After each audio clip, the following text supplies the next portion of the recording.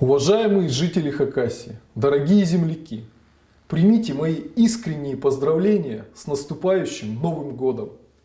Мы прожили с вами 2019 год. Он был очень непростым, но интересным. Каждый его день стал очередным шагом к достижению главной цели – изменить жизнь жителей Хакасии к лучшему.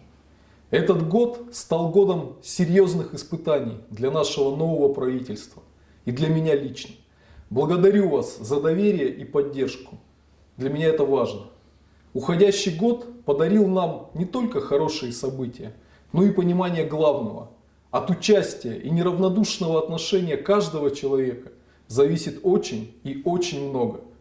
В этом году мы, жители Хакасии, строили дороги, детские сады и школы, дома культуры, спортивные объекты, занимались модернизацией в сфере жилищно-коммунального хозяйства, вырастили рекордный урожай зерновых.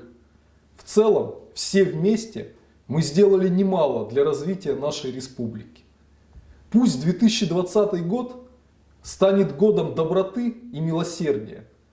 Это год юбилея победы в Великой Отечественной войне.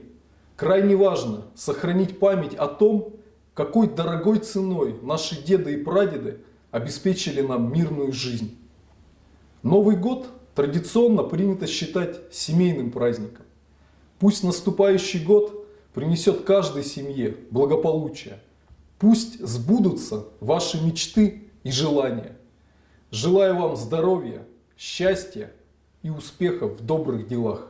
С новым 2020 годом, дорогие друзья!